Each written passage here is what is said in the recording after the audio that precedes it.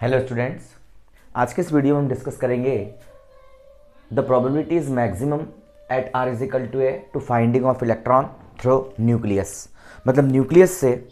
Are is equal to a distance पर electron के पाए जाने की, इलेक्ट्रॉन के एग्जिस्टेंस की फाइंडिंग की जो प्रोबेबिलिटी होती है वो मैक्सिमम होती है, जहाँ पर ए क्या है, आपकी बोर रेडियस है। और यहाँ पर हमने लास्ट सेक्शन में प्रूव किया था कि जो आर इज इक्वल टू जो होता है इलेक्ट्रॉन की फाइंडिंग होने की जो प्रोबेबिलिटी होती है वो 1.5 ए होती है। बट न्यूक्लियस के रिस्पेक्ट में इसको बात करें तो अकॉर्डिंग टू न्यूक्लियस से r is equal to a distance पर इलेक्ट्रॉन के पाए जाने की जो प्रोबेबिलिटी होती है वो मैक्सिमम होती है। तो इस चीज़ को हम प्रूव कर सकते हैं। तो मैक्सिमम प्रोबेबिलिटी को फाइंड करने के लिए हम जो वेव फंक्शन के अनुसार हम लिख सकते हैं according to wave function.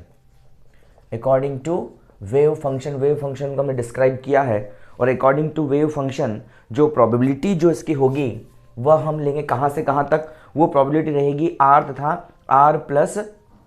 Del r distance के बीच में लेंगे, बिटवीन लेंगे r and r plus del r distance के बीच में, and theta and phi angles पर, थीटा और फाई एंगल पर, और r plus d r distance में, आर से r plus d r distance के मध्य हम इसकी कंडीशन लेंगे। तो इस कंडीशन के लिए जो मैक्सिमम प्रोबेबिलिटी होगी वो होगी आपकी P r d r that's is equal to, यहाँ पर हम इंटीग्रेशन लेंगे और इंटीग्रेशन कौन सा आएगा आपका, वॉल्यूम इंटीग्रेशन आएगा, है ना। तो यहाँ से 0 टू पाई और 0 to 2 pi, 0 to pi and 0 to 2 pi यहाँ से, और यहाँ पर जो है psi star psi are square, psi star psi are square यहाँ पर, एंड जो है d are sine theta d phi, d are sine theta d theta and d phi. Volume integral की मैंने इसको यहाँ पर कहा है ना, और साइन स्टार वेव फंक्शन है,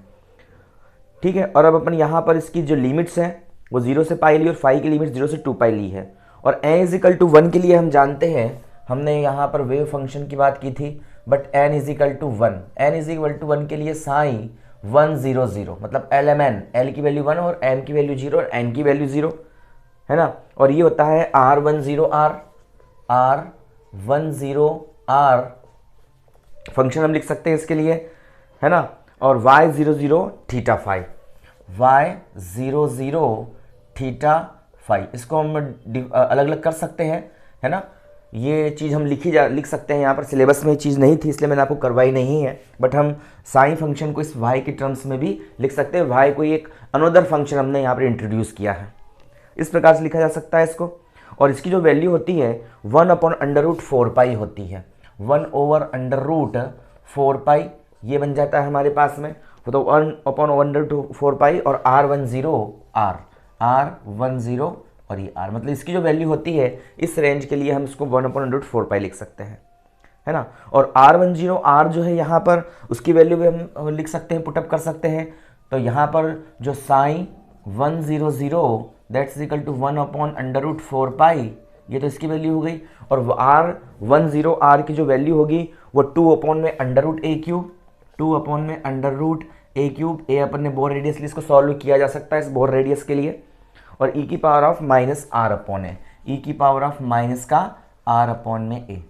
ये वैल्यू जब हम यहाँ रख के इसको पुटअप करेंगे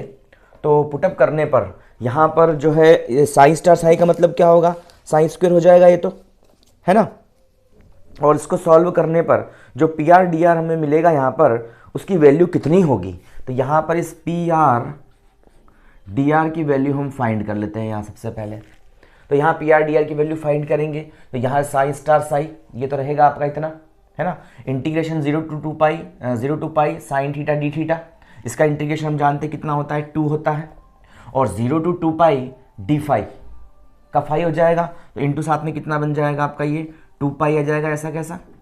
भाई, आप निकालोगे साइन थीटा डी थीटा का 0 से पाई के रेस्पेक्ट में तो वो 2 हो जाएगी वैल्यू उसकी, और 0 टू 2 पाई और डी फाई इसको हम करेंगे तो ये हो जाएगा। और बचेगा क्या, तो बचेगा हमारे पास sine star psi are square D are, sine star psi are square D R. और साइन की वैल्यू क्या है आपके पास में, है ना। तो साइन स्टार साइन और ये डी आर ऐसा बच जाएगा आपका। इसका इंटीग्रेशन मैं ले नहीं रहा हूँ यहाँ पर। अब यहाँ से आर स्क्वायर और साइन स्टार साइन का मतलब क्या होगा, तो ये तो बन जाएगा आपका कितना, पूरे को सॉल्व करेंगे अपन इसको साइन स्टार साइन के लिए, है ना, तो ये 4 pi R square sine star sine, है ना, 4 pi R square sine star sine और डी आर, है ना, मतलब साइन का स्क्वायर हो जाएगा ये आपका। और यहाँ से अब इसको मैं जो है सॉल्व कर लूँ तो यहाँ से आर स्क्वायर तो आपका रहेगा, देखो यहाँ पर जो है साथ में आर स्क्वायर भी है, देखो ये आर स्क्वायर यहाँ पर ये बचा हुआ, तो आर स्क्वायर भी है, तो ये तो रहेगा आपका 4 पाई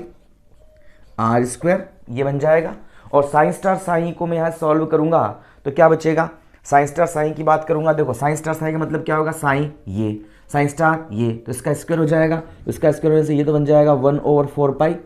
और फिर यहाँ से जो बच्चा क्या है अपने पास, इसको तो कर दिया था मैंने, आर स्क्वायर हमारे पास में ले लिया है बाहर, और यहाँ से मुझे लेना पड़ेगा ये जो आपका है यहाँ पर कौन सी वैल्यू, ये पूरी की पूरी वैल्यू, है ना, मतलब 2 में √a³ है, इसका भी स्क्वायर में करूँगा, तो 2/√a³ का मतलब क्या होगा, तो ये बन जाएगा 4 में कितना बन जाएगा, ये a³ हो जाएगा ना, और इंटू e⁻⁻ माइनस का r/a, यही तो होगा इसका, जब मैं करूँगा सॉल्व इसको तो ये तो हो जाएगा, यहाँ से रखने जितना हो जाएगा, इसकी स्क्वायर करूँगा तो 4 और 100 हट जाएगा, e⁻⁻ माइनस का 2r/ में ये a बन जाएगा, ठीक है। और साथ में कितना है आपका यहाँ से dr, ये चल ही रहा है, ये 4 पाई से 4 पाई आपका कैंसिल हो जाएगा, है ना, और यहाँ से जो बचेगा ये बच जाएगा 4r² में a³ और e⁻⁻ माइनस का 2r/ में a dr, ये प्रोबेबिलिटी हमने यहाँ पे फाइंड की है इसकी,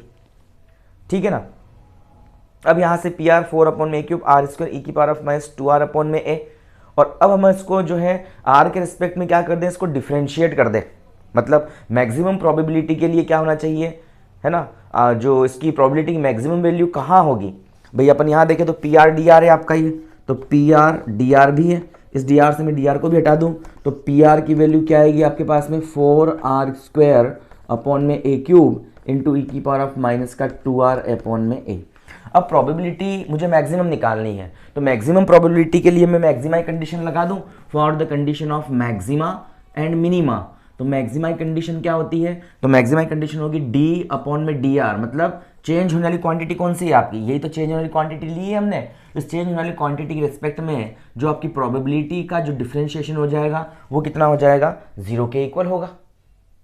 ठीक है। अब मैं यहाँ से इसको सॉल्व कर दूं तो कितना बनेगा आपका d/में dr, तो d/में dr ऑफ क्या रहेगा 4r² और अपॉन में कितना है ये a³ है, और e⁻⁻ माइनस का 2r/ में a है, दैट्स इज इक्वल टू 0, 4 में a³ बाहर निकल जाएगा d/dr ऑफ, तो ये 2r बन जाएगा, और साथ में ये फर्स्ट सेकंड फंक्शन लगा के सॉल्व करना पड़ेगा मुझे इसे, क्योंकि r यहाँ पर भी और r यहाँ पर भी है, तो हम इसको फर्स्ट सेकंड फंक्शन लगा करके सॉल्व करेंगे, और फर्स्ट सेकंड फंक्शन लगा के सॉल्व करेंगे इसको, तो ये वैल्यू आपकी कितनी होगी देखिए ज़रा, तो इन द ब्रैकेट ये बन जाएगा d/dr ऑफ r² का, देखो r² छोड़ दूँ पहले, d/dr ऑफ ये मतलब कितना बन जाएगा माइनस का 2 में a कांस्टेंट क्वांटिटी बाहर और e⁻⁻ माइनस r, ऐसा का ऐसा बन जाएगा वापस ये,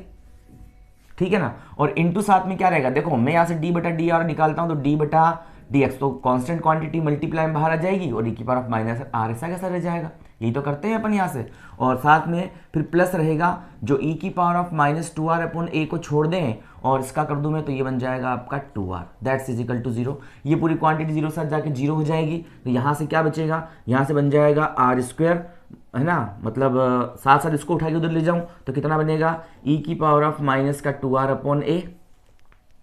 होगा ना, और साथ में क्या हो जाएगा, ये उठ के उधर गया है साथ में 2r है, और ये उठ के उधर चला गया, ये 0 था जाएगा 0 और ये उठ के उधर चला गया, तो कितना है r² माइनस प्लस हो जाएगा, तो 2r² में a इंटू e⁻⁻ कितनी है ये r है, 2 से 2 कैंसिल, r से r कैंसिल, ठीक है ना। और यहाँ से हम क्या इसको लॉग वगैरह लेंगे, लॉग लेके हम इसको सॉल्व करेंगे दोनों साइड्स की, फिर एंटी लॉग लेंगे, तो यहाँ से जो बचेगा मेरे पास पहले उसको लिख लेता हूँ 2r/ में a, ये तो एज इट इज़ है ना, और ये वापस से 2r/a बनेगा ना, ये माइनस का 2r/ में a, अरे भाई इसका मैं डिफरेंशिएट कर तो माइनस का 2r/a बाहर निकल जाएगा और वापस माइनस 2r/a, ऐसा कैसा रह जाएगा, तो ये भी क्या बन जाएगा आपका e⁻⁻ माइनस का 2r/ में a। अब ये 2r/a से 2r/a भी कैंसिल हो गया, तो कितना बचा आपका यहाँ पर, तो ये बच गया, यहाँ से कितना बच गया 1 =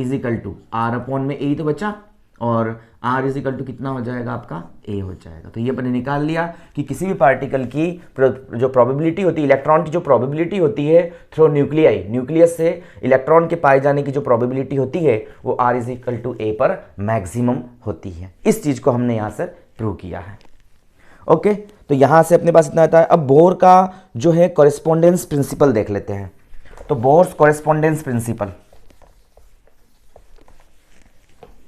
ठीक है, थोड़ी स्टेप्स इसमें डायरेक्ट, ये चैप्टर आपका ऐसा ही है थोड़ा, है ना, क्योंकि इसमें अगर हम स्टेप बाय स्टेप सॉल्व करने बैठ गए तो काफ़ी ज़्यादा टिपिकल ये चैप्टर बन जाएगा। तो यहाँ पर आपको चीज़ों को ज़्यादा से ज़्यादा ये है कि डायरेक्ट आप लोगों को याद रखनी पड़ेंगी चीज़ें, क्योंकि आप इसको वहाँ पर सॉल्व नहीं कर पाओगे। और आप 1 2 बार 3 बार 4 बार इसको जब लिख लोगे समझते हुए तो इजीली आपको डेरिवेशन याद हो जाएगा। अगली हम बात करते हैं तो बोर कॉरेस्पॉन्डेंस प्रिंसिपल की हम बात करते हैं। बोर का संगतता सिद्धांत,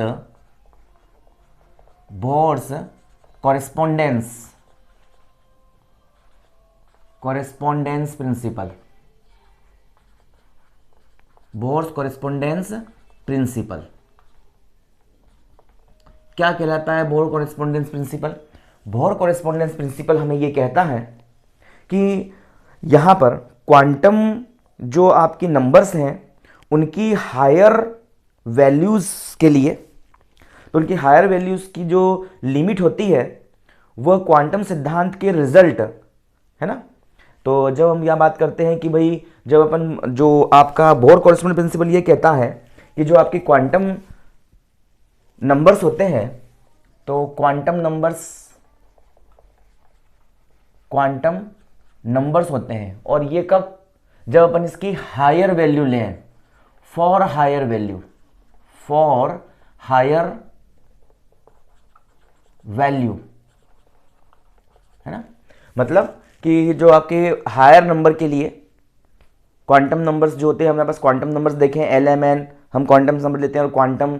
यूनिट्स लेते हैं, क्वांटम की हम बात कर रहे हैं यहाँ पर। तो हायर ऑर्डर की क्वांटम वैल्यू के लिए क्या हो जाता है कि यहाँ पर जो आपके रिजल्ट्स होते हैं, क्वांटम रिजल्ट्स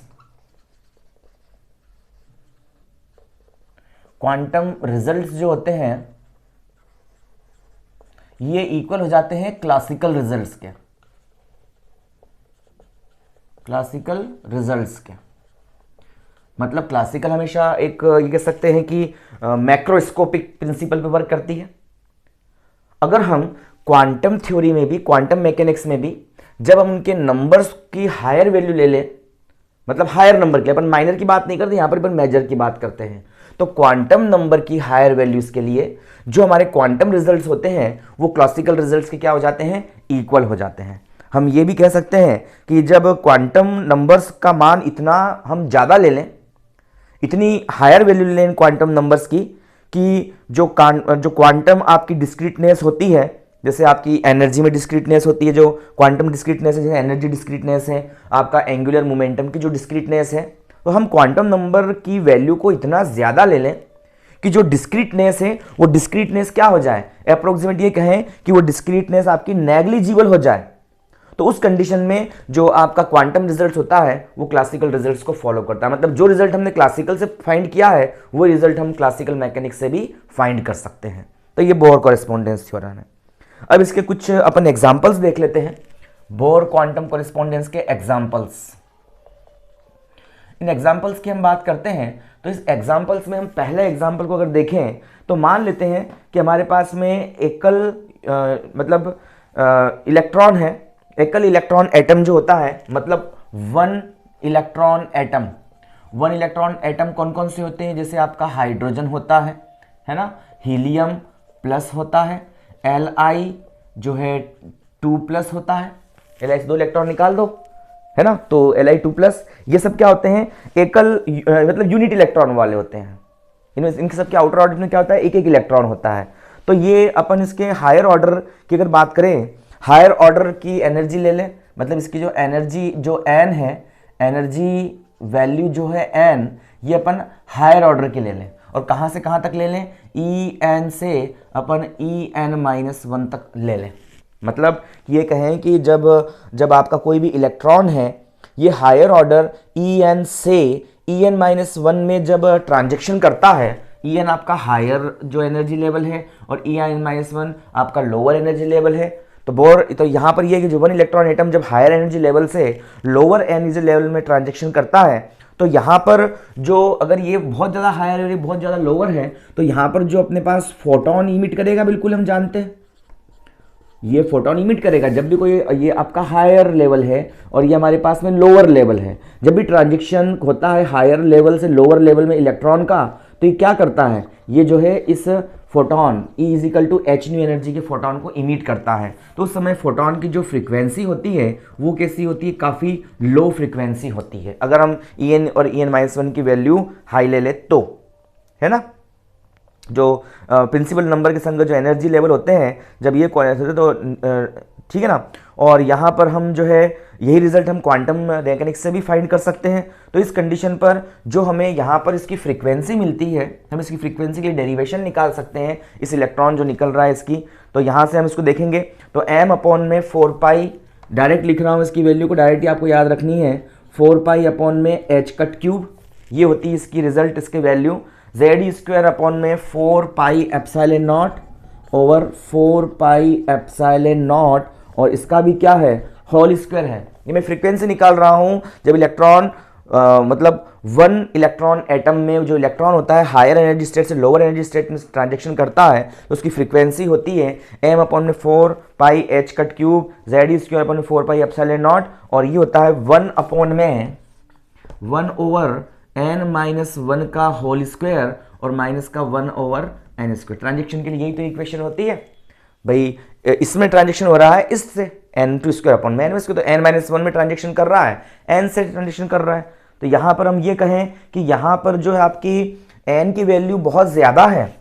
n की वैल्यू क्या है, बहुत ज़्यादा, क्योंकि यहाँ पर जो एनर्जी की जो मैं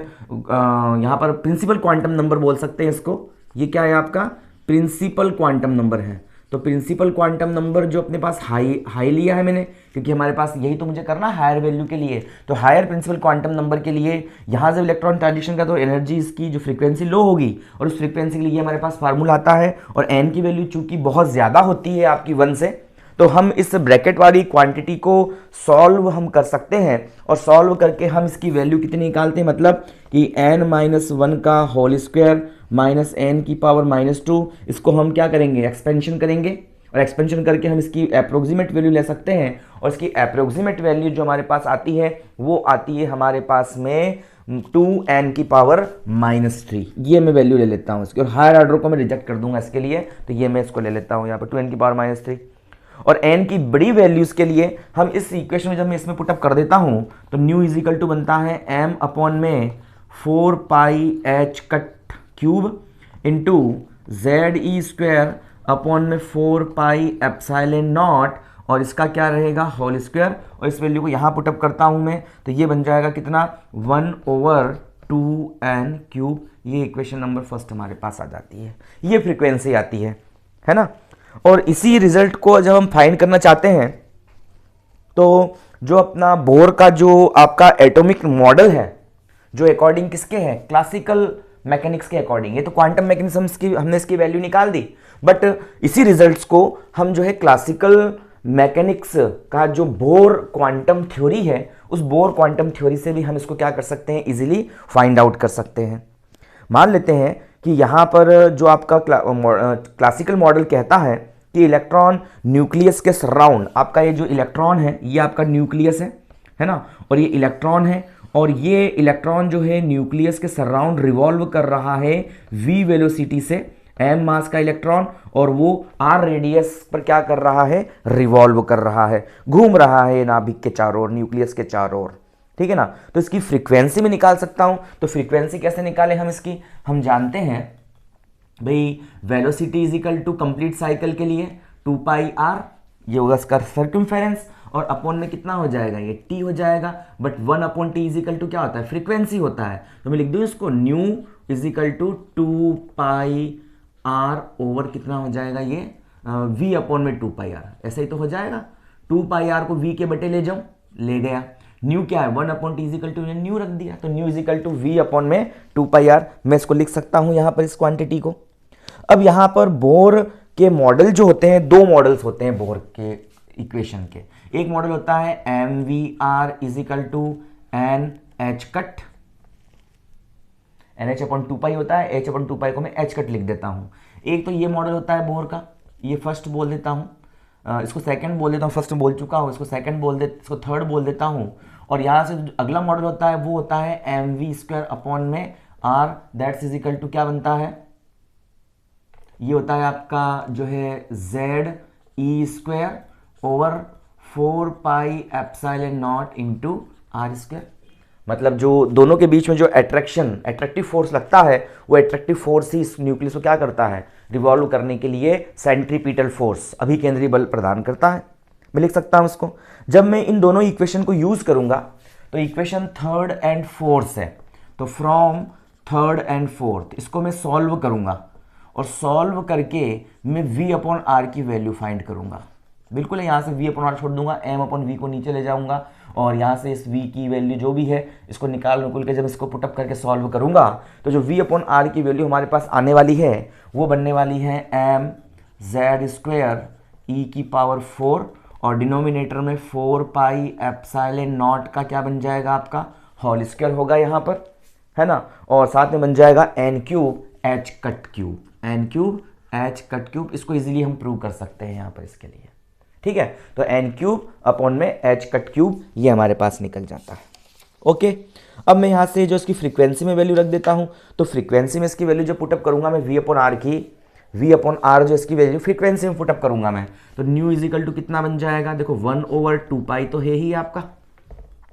और v अपॉन आर की वैल्यू क्या आ गई है, तो ये m z स्क्वायर e की power 4 over 4 pi epsilon naught का whole square into N cube और एच कट क्यूब, यही तो आता है। ये फ्रीक्वेंसी मिल जाती है। इसको थोड़ा सा एडजस्ट करके लिख देता हूं मैं, तो न्यू है ना इजिकल टू कितना बनता है आपका, तो न्यू इजिकल टू बनता है यहाँ पर m अपॉन में 2 pi H cut cube, m over 2 pi H cut cube, इसको साथ साथ लिख दिया। और साथ में मैंने यहाँ पर इसको लिखा है इन द ब्रैकेट, ब्रैकेट के अंदर जो जो भी स्क्वायर का मतलब जेड ई स्क्वायर अपॉन में 4 pi epsilon not, Z e square upon में 4 पाई एप्सिलॉन नॉट, इसका कर दिया होल स्क्वायर, मैंने इतना लिख दिया। और जो बची हुई क्वांटिटी थी कौन था, 1 अपॉन एन क्यूब, तो 1 अपॉन एन क्यूब को मैंने यहाँ पर बाहर इस तरह से लिख दिया। ये इक्वेशन नंबर हमारे पास 5 हो जाती है, बन गई इक्वेशन 5। अब यहाँ पर इक्वेशन फर्स्ट से हमें जैसा फाइंड होता है कि एन की जो हायर वैल्यू के लिए इलेक्ट्रॉन की जो रिवॉल्विंग फ्रीक्वेंसी होगी और इलेक्ट्रॉन की एक कक्षा के निकटतम दूसरी कक्षा में ट्रांजैक्शन करने से, है ना, मतलब जब आपका इलेक्ट्रॉन जो होगा हायर से, जब ये एन की वैल्यू बहुत ज़्यादा होगी, प्रिंसिपल क्वांटम नंबर जिसे हमने पहले इसको प्रूव किया है, तो हायर ऑर्डर से ये लोअर एनर्जी लेवल में ट्रांजैक्शन करेगा, तो एक लो फ्रीक्वेंसी का क्या इमिट करेगा, एक फोटोन यहाँ से इमिट करेगा। जब नीचे से ऊपर जाएगा तो एब्जॉर्ब करेगा, जब हायर एनर्जी स्टेट से लोअर एनर्जी स्टेट में आएगा तो क्या करेगा, इस फोटोन को ये यहाँ पर इमिट करेगा। तो इस कंडीशन में यहाँ पर बोर जो है हमें संगतता सिद्धांत मिल जाए। देखो दोनों की फ्रीक्वेंसी एक दूसरे के इक्वल आ रही है, ये 4 पाई एच कट क्यूब, तो यहाँ से मैं इसको 2 से मल्टीप्लाई 2 से डिवाइड करके इसको सॉल्व कर सकता हूँ मैं इसको, ठीक है ना। तो यहाँ से 2 से मल्टीप्लाई 2 से डिवाइड कर दूंगा तो वो तो हो जाएगा आपका कितना 2 से मल्टीप्लाई 2 से डिवाइड, तो ये वैल्यू बिल्कुल यहाँ पर फाइंड आउट की जा सकती है। ऊपर 2 ही रहेगा, सॉरी नीचे ले आया था इसको मैं, 2 अपॉन में एन क्यूब हो जाएगा ना, तो 2 से मल्टीप्लाई 2 से डिवाइड, तो नीचे 4 पाई एच कट क्यूब, तो 4 पाई एच कट क्यूब, यहाँ 2 अपॉन में n cube, 2 upon n cube और जेड स्क्वायर, मिल गई मुझे इक्वेशन। ये क्वांटम मैकेनिक्स कह रही थी और ये हमने क्लासिकल मैकेनिक्स को प्रूव किया है एन की हायर वैल्यू के लिए। तो दोनों वैल्यूज क्या होती है, एक दूसरे के इक्वल होती है। तो यहाँ पर क्वांटम नंबर की हायर वैल्यू के लिए क्वांटम रिजल्ट क्लासिकल रिजल्ट के इक्वल हो जाते हैं। तो ये आपका बोर कॉरेस्पॉन्डेंस प्रिंसिपल है और उसका पहला हमने इविडेंस दिया है यहाँ पर। तो पहला इविडेंस है हमारे पास, एग्जाम्पल की जगह इसको अपन इविडेंस कर सकते हैं। तो इविडेंस मुझे यहाँ पर पहला इविडेंस मिल जाता है और पहला एविडेंस ये मिल जाता है मुझे, ठीक है। सेकंड एविडेंस की हम बात कर लें तो Bohr model evidence number 2, evidence number 2 की बात करें तो उसको हम साफ कर दें यहाँ से। और दूसरा एविडेंस हम इसका दे सकते हैं क्योंकि एग्जाम में अगर एक क्वेश्चन पूछते हैं तो आपका 3 मार्क्स टू 4 मार्क्स ये क्वेश्चन आता है, आपको जो बोर कॉरेस्पॉन्डेंस प्रिंसिपल लिखने को दे दिया जाता है और इसका एविडेंस दीजिए। या सीधा देते हैं कि प्रूव कीजिए कि यूनिट इलेक्ट्रॉन एटम के लिए जो इस आपकी क्वांटम नंबर की हायर ऑर्डर के लिए क्वांटम रिजल्ट क्लासिकल रिजल्ट के इक्वल होते, तो आपको ये चीज़ यहाँ पर प्रूव करनी होती है। तो यहाँ पर हम इस चीज़ को प्रूव करते हैं। अगेन मैं कह सकता हूँ कि यहाँ पर बोर एटम के अनुसार अगर हम एंगुलर मोमेंटम की बात करें, दूसरा एविडेंस जो बोर एटम कहता है कि जो आपका एंगुलर मोमेंटम होता है, जो इलेक्ट्रॉन रिवॉल्व कर रहा है, वो इलेक्ट्रॉन का जो एंगुलर मोमेंटम जो होगा आपका, तो ये एंगुलर मोमेंटम जो होता है L is equal to N H cut होता है। ये आपका एंगुलर मोमेंटम होता है L is equal to N H cut, लिखते हैं हम, अभी मैं कुछ देर पहले भी लिखा था। जबकि क्वांटम मैकेनिक्स की अगर बात करें तो ये आपका होता है एंगुलर मोमेंटम, किसके अकॉर्डिंग कहते हैं इसको, बोहर के अकॉर्डिंग। और बोहर किस में आता है आपका, क्लासिकल मैकेनिक्स में आता है। According to classical mechanics, according to Bohr जो आपके पोस्टुलेट्स हैं उसमें angular momentum L is equal to N H cut आता है। और अकॉर्डिंग टू आपका क्वांटम मैकेनिक्स, जो क्वांटम मैकेनिक्स यहाँ पर कहती है, क्वांटम मैकेनिक्स, इस क्वांटम मैकेनिक्स के अकॉर्डिंग जो L की वैल्यू होती है, जो एंगुलर मोमेंटम होता है, वो एंगुलर मोमेंटम होता है आपका under root L into l plus one, under root L into l plus one, और साथ में होता है आपका बाहर की तरफ H कट। ये इक्वेशन 2 आ जाती है। ये क्वांटम मैकेनिक्स कहती है इतना होना चाहिए एंगुलर मोमेंटम, और अकॉर्डिंग टू बोहर, बोहर कहता है L is equal to N H cut होना चाहिए, है ना। जब अपन हाई ऑर्डर की, जब अपन प्रिंसिपल नंबर n ले लें, और प्रिंसिपल नंबर कैसा ले लें अपन, हाई ऑर्डर का ले लें, तो हाई ऑर्डर के प्रिंसिपल क्वांटम नंबर n के लिए हम जो है L की मैक्सिमम वैल्यू कितनी हो सकती है, the maximum value of L, n की हाई वैल्यू के लिए, प्रिंसिपल क्वांटम नंबर है, प्रिंसिपल क्वांटम नंबर की हाई वैल्यू के लिए जो मैक्सिमम वैल्यू ऑफ L, ये L की, n की जो मैक्सिमम वैल्यू हो सकती है वो कितनी हो सकती है, L माइनस वन हो सकती है ना। L यहाँ पर आपकी क्वांटम नंबर है ये भी, तो n की जो मैक्सिमम वैल्यू हो सकती है वो कितनी हो सकती है, L की maximum value, the maximum value of L is equal to कितनी हो सकती है, n माइनस वन हो सकती है। ये मैक्सिमम वैल्यू है इस L की, इससे ज़्यादा इस L की वैल्यू नहीं हो सकती, इस क्वांटम नंबर की वैल्यू नहीं हो सकती। तो इस कंडीशन के लिए मैं इस वैल्यू को इसमें पुटअप कर देता हूँ, तो L is equal to under root में कितना हो जाता है, L की जगह मैं रख देता हूँ n माइनस वन, और इस L की जगह रख देता हूँ मैं n माइनस वन, और साथ में प्लस वन चल ही रहा है हमारे पास में, और H कट बाहर है ही सही, ये से कैंसल, तो L is equal to under root में ये बन जाएगा आपका n स्क्वायर माइनस n, ये हो जाएगा, और यहाँ से बन जाएगा H कट।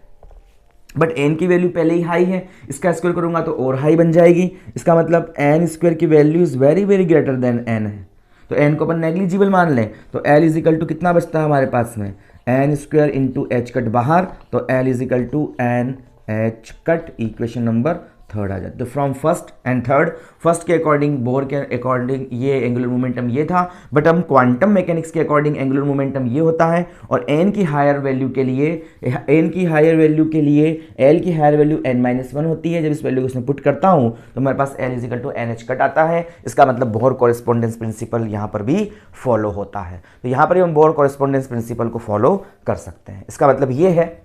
सीधा सा है कि हम जो है यहाँ पर अगर हम क्वांटम मैकेनिक्स को जब स्टडी कर रहे हैं, क्वांटम मैकेनिक्स को स्टडी करते समय अगर हम इन क्वांटम नंबर, इन क्वांटम वैल्यूज़ को हायर ऑर्डर का ले लें, क्योंकि क्वांटम मैकेनिक्स हमेशा माइनर, जो माइनॉरिटी पर चलती है, हमेशा हम मेजॉरिटी इसमें कभी बात नहीं करते, हम माइनर पोजीशन पर रहते हैं। बट हम अगर क्वांटम रिजल्ट्स को, हम अगर क्वांटम वैल्यूज़ को बहुत ज़्यादा हाई ले लें, तो उस कंडीशन पे क्या होता है, बोहर कॉरेस्पॉन्डेंस प्रिंसिपल ये कहता है कि यहाँ पर ये क्वांटम रिजल्ट्स जो होते हैं ये बिल्कुल फॉलो करते हैं इस क्लासिकल रिजल्ट को, मतलब उसके रिजल्ट सेम आपके क्लासिकल रिजल्ट जैसे हो जाते हैं।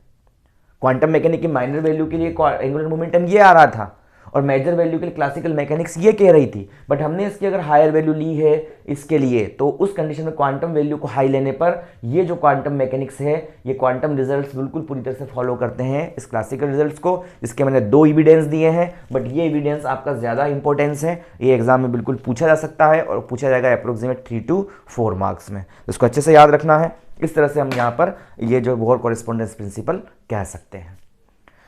अब नेक्स्ट चैप्टर में, नेक्स्ट टॉपिक में हम बात करेंगे एंगुलर ऑर्बिटल एंगुलर मोमेंटम को, और ऑर्बिटल एंगुलर मोमेंटम को हम कम्यूटेशन रिलेशन के थ्रू प्रूव करेंगे। तो वो हमारा नेक्स्ट टॉपिक रहेगा, इंपॉर्टेंट टॉपिक है। तो फिलहाल इसको आप लोग ध्यान रखना, ये बोर कॉरेस्पॉन्डेंस प्रिंसिपल होता है।